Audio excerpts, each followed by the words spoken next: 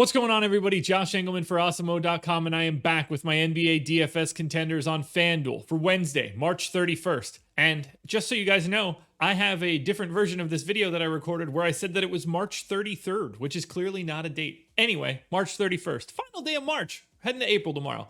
Anyway, be sure to hit that like button, subscribe to the channel, hit the notification bell so you know when this and all of our other content goes live. Follow me on Twitter at Josh Engleman so you can get updates to my sim results as we get closer to lock. And finally, let me know in the comments section who is your favorite and least favorite of my contenders for today's slate. We're rounding out the bottom of my top 10 with Julius Randle, James Harden, Moses Brown, Mike Conley, and Giannis Antetokounmpo on the outside looking in. Who will be my favorites, my top 5 plays for the day? It's time to find out.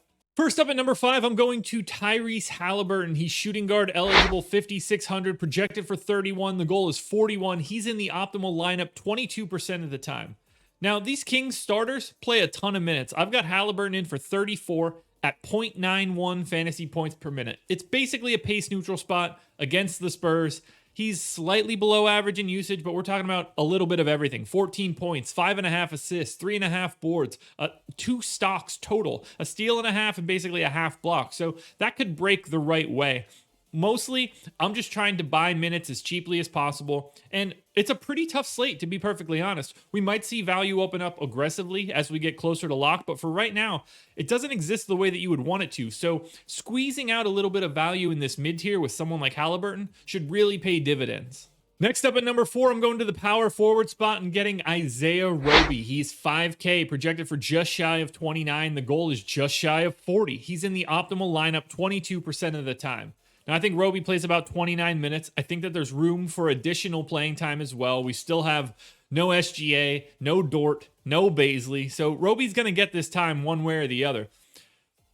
Basically basically a fantasy point per minute guy. I have him at 0.99, so 0.01 shy of that mark. 19% usage, 12.5 points, almost 7 boards, 2.5 assists.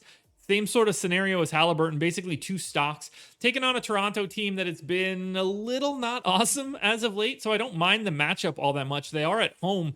I think this game can stay close, or at least close enough that Roby's minutes seem fully secure. And if you are a big fan of Moses Brown today, I think Isaiah Roby works as a little bit of Moses Brown insurance too. So 5K for a power forward that is starting and playing about 30 minutes. Again, that's a no-brainer in the mid-tier. Number 3, we're going to the point guard spot and getting Jordan Clarkson. He's 5K, projected for 31.5. The goal's 39.5, and he's in the optimal lineup 22% of the time. Jazz are going to be without Donovan Mitchell today, and that creates a giant trickle down for the Utah Jazz. Clarkson's going to see more minutes, more ball handling duties, more everything. 1.05 fantasy points per minute in 30 minutes, 30% usage. 21 points, 4 rebounds, 3 assists. Look, he's got to get there for scoring, but there's nobody better really to get there for scoring than Jordan Clarkson replacing Donovan Mitchell. It's even a pace-up spot against Memphis. The Jazz will gain 2 additional possessions. Everything from Utah is just going to look incrementally better today, just simply because Donovan Mitchell is out. But Jordan Clarkson for 5K, he's going to look very popular. Now, this one surprised me, but the position is really bleak. Small forward Jimmy Butler, 9K, projected for 46.5. The goal's 53.5, and he's in the optimal lineup 23% of the time. This is a pace-up spot for Miami against Indiana, and Butler is just playing really well. 1.32 fantasy points per minute in a 35-minute projection, 23 points, 7.5 boards, 6.5 assists. I'm totally fine with the matchup against the Pacers. And Jimmy Butler for 9K at a small forward spot that is kind of tough to fill today.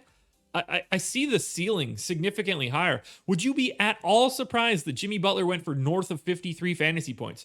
I think he does it 21% of the time. To me, that honestly even feels a little bit low. I didn't expect to get to Jimmy Butler against the Pacers today, but because of the way that the slate is set up and because of the structure of small forward, I think Jimmy Butler is a clear high-end pay-up option on today's slate. Now, before we get to that number one contender, one last reminder, hit that like button, subscribe to the channel, hit the notification bell so you know when everything goes live. Head on over to Twitter, follow me at Josh Engleman, and then head underneath this video to the comment section. Who's your favorite contender? Who's your least favorite contender? And if you have a favorite contender that isn't on my list, I'd love to know who it is. And finally, coming in at the number one spot, we're going to center and we're grabbing the Time Lord Robert Williams. He's 6,300. I've got him projected for 40 fantasy points. The goal is 44, and I think he's in the optimal lineup 23% of the time. I've got him in for 29 minutes. He's a 1.38 fantasy point per minute guy in this spot. Now, it's not a usage thing. I got him in for 16%, but that's 12.5 points, 11 rebounds, and 4 stocks, 1.3 steals, 2.7 blocks. Now, it is a pace down spot against Dallas. We do need to be aware of that at least a little bit, but that's not enough to get me away from Robert Williams. I think he is quite clearly the best center option on the slate. I don't think that he's going to be 6,300 for much longer. If he continues to be the starting center for the Celtics, I think that he ends up north of 7K, maybe in the low 7s, mid 7s. Grab the value while you can. 6,300 for someone with his block and steal upside. If he just gets those stats normally and has a slightly better day, so instead of 2.7, let's say he goes for 4 and 2. That's 18 points right out of the gate. If he happens to have like a solid rebounding day, look out. Robert Williams can put up points in bunches from steals and blocks. When the points and rebounds show up together, that's when you get really crazy scores. 44 points is the GPP goal for Robert Williams right now. Would you be surprised at all if he blew that number out of the water? I wouldn't. I think he does it 30% of the time. Robert Williams is the number one contender today.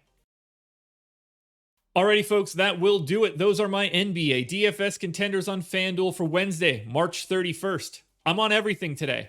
Process show is in the books, 2 contenders video, strategy show with Lafayette at 10 o'clock, and then live before lock tonight at 6 p.m. with Greg Ehrenberg. Tune into all of it. Keep your eyes peeled for my updates. Good luck tonight, everybody. I'll see you guys again tomorrow morning as we kick off April.